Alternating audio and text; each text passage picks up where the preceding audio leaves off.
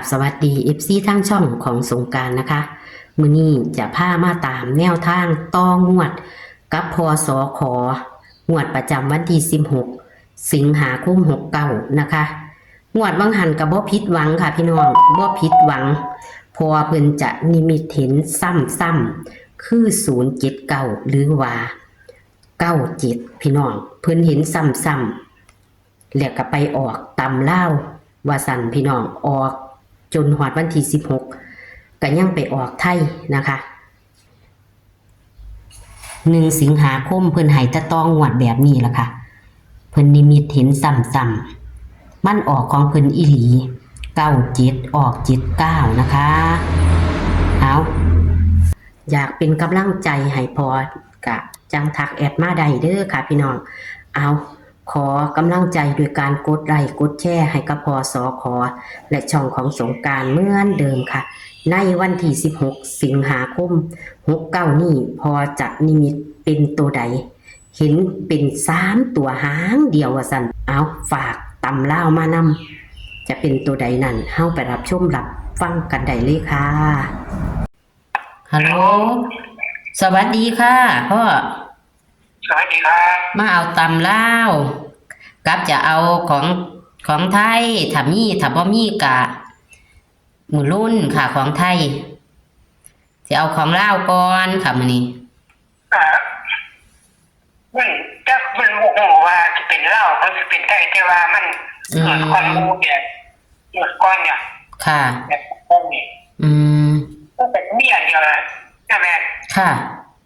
แต่ว่ามันโมโหว่ามันเป็นเหล้าแต่ว่ามันก็เคยเป็นไทยมากตลอดอยู่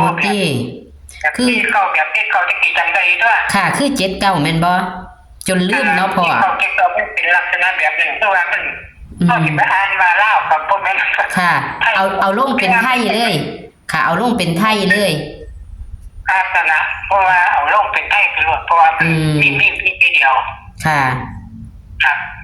แต่ว่ามันอาจจะเป็นเหล้าได้ครับกับพวกหัววันแต่ว่าทุกครั้งทุกหนตั้งแต่มาอยู่ตอนตั้งแต่ปีไปมามันอยู่ลักษณะแบบนี้เลยมันเอาก็บอกเพิ่นเลยว่าไปลาวไปไทยใดไปตำลาวก็ได้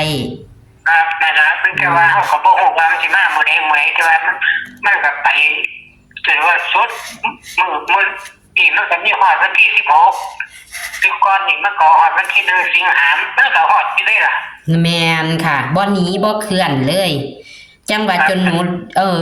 เอาเลขพ่อนี่ชื่อพ่อว่าอีหลีแม่นบ่นั่นล่ะที่ผม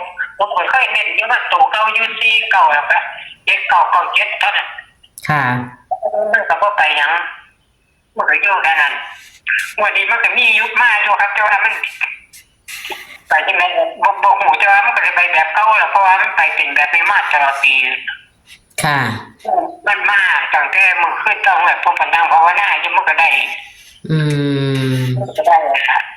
ค่ะที่นึงแล้วก็มาหา1ที่ดอกมาหาที่นึงคือเก่าแล้วแต่ว่า2ตัวมันก็เป็น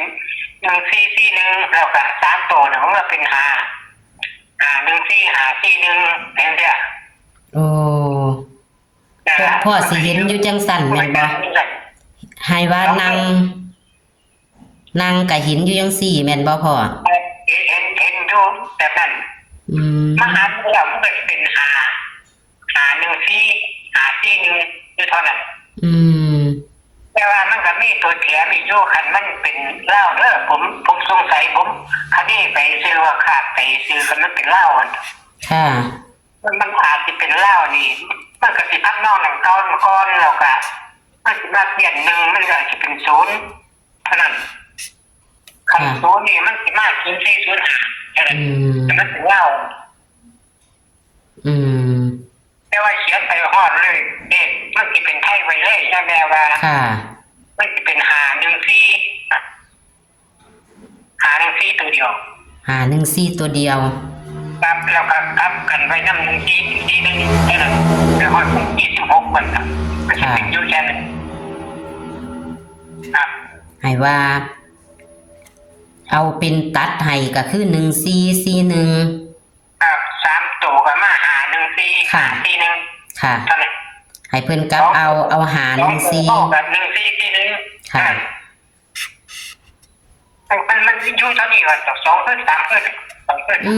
ก็ยังเห็นอยู่ตัวเดิมแม่นบ่พ่อ เห็นอยู่ตัวเดิมแต่ว่าผมคิดอ่านไปซื้อคันมันสิเปลี่ยนของเป็นเหล้ามื้อนี้มันอาจสิเป็นตัวนี้ละเขาขาดตัวนี้ไปซื้อๆมันก็สิคือกันนี่ล่ะ ค่ะ แต่ว่ามันจะอาจจะเป็น05เป็นตัวแทนของเหล้าได้ ก็คือให้เอา05ลงนำบ่พ่อนี่ ครับ เป็น ของเหล้าจะได้ เป็นตัวกัน ตัวกันของเหล้ามันเถอะ ค่ะ แต่ว่าของพ่อนี่ลงเป็นของไทยมันก็ไปลาวมาลาวตั้งว่าจักเที่ยดิ79กับ70น่ะ ช่วงแรกมันอาจสิมาเหล้าอยู่แต่ว่าคนสุดท้ายปุ๊บนี่มันสิหันไปมือสุดท้ายแบบเก่าๆ แม่นเนาะ ตั้งแต่จากได้ยัง2-4มากนั่นแหละตั้งแต่แนวจากมามันจะเป็นทำนองนั้นเลยมันเถอะมันก็เปลี่ยนไปเลย บานี้ กันมาเป็นเหล้าก็มันสิมาแบบเก่าที่มันจะเป็น790 เก่าเก็บยังของมันอยู่ไปด้วยกันแล้วว่าแบบ08ไปอยู่ก็ตำนั้นก็มีแต่ใจมัน ค่ะ แต่บาทนี้มันก็สิมาอยู่แบบเก่านี่แหละลักษณะนี้แต่ว่ามันก็เป็นต้นด้วยว่าหาหนึ่งที ค่ะ แล้วก็มันไปแถมเป็นเหล้าไปเลยตายตัวไปเลยนี่คือ05คันมันเป็นมันสามารถซีเท่านั้น1ซีเท่านั้นคันมันพันสิบเบิดมันมี2ตัว อันให้ว่า05กับ11ccนี่ ไปเป็นตำลาว ครับ เป็นเหล้าเพราะว่ามันมักเบิดแม่นบ่เหล้านี่2ขึ้น3ขึ้นผมเห็นว่ามันเบิ่นมันของเหล้าเฉพาะของเหล้ามันเบิ่นมันสิมาแค่11กับซีแต่ว่าของแถมเหล้ามื้อนี้น่ะมันก็สิมีแค่05แล้วก็3ตัวบนนี่มันก็เป็น1ซีของเขาแล้วก็1ซีนี่มันสิย่างไปถึงวันที่16ได้ครับมันจะอยู่แค่นั้นใช่ไหม มันจะไปฮอดพุ่นเลย ครับแม่ผู้ใหญ่ดีหรอกจังเลยเพราะว่ามันสอกลางวันมันเลยแบบเดียวกันไหม ค่ะ เป็นคนมีใจ แม่นี่ลีล่ะ จนว่าลืม แต่ว่ามันจะออกมือใดมือหนึ่งเฮากับบ่ฮู้แม่นบ่ของลาวนี่ ของตำลาวนี่ ครับแต่ว่า1ซีมันสิย่างไปฮอดมื้อวันที่16เนี่ยแม่ ค่ะ ครับนั่นแหละ 514จะไปฮอดพุ่น คือคันมีโตเปลี่ยนแปลงก็จังโทรเอาอีกก็คือโค้งสุดท้ายเนาะพ่อ ครับมือวันที่มือสุดท้ายเท่านั้นครับ เลาะมือสุดท้าย เฮาสิย่างได้มือสุดท้ายเท่านั้นน่ะ ค่ะ เปลี่ยนมันเถอะ ค่ะ มันสิย่างอยู่เท่านี้แหละใช่ไหมมันแถมแล้วมื้อแรงเด้อมันอาจจะเป็น05ตัวกัน แต่ว่าขันมันมาเบิ้ลมันจะมาเบิ้ล1กับซีแต่มาเบิ้ลมันที่2ตัวเบิ้ลได้แต่ว่าขันมันมาแถมมือแรกนี่มันก็จะแถมเป็น05นี่ฮะ ค่ะ ครับ ค่ะ ทำเห็นที่มันเป็นพันๆมัน เห็นซ้ำๆอยู่ก็คือ514ครับเท่านั้นแหละ ค่ะ 2ตัวคือ1ซีแล้วก็ตับกันไว้นำทีนึงกัน ค่ะ ส่วน51นี่บ่ตัดแม่นบ่พ่อ ก็ได้ครับ51นี่คือบ่ตัดแม่นบ่บ่ต้องทำเลยมันสิอยู่หลักร้อยครับอยู่หลักร้อย ค่ะ 2ตัวมันสิวนของมันอยู่แต่1ซี1อยู่เท่านั้น ค่ะ นั่นแหละมันสิบ่หนีจากหลักร้อยนี่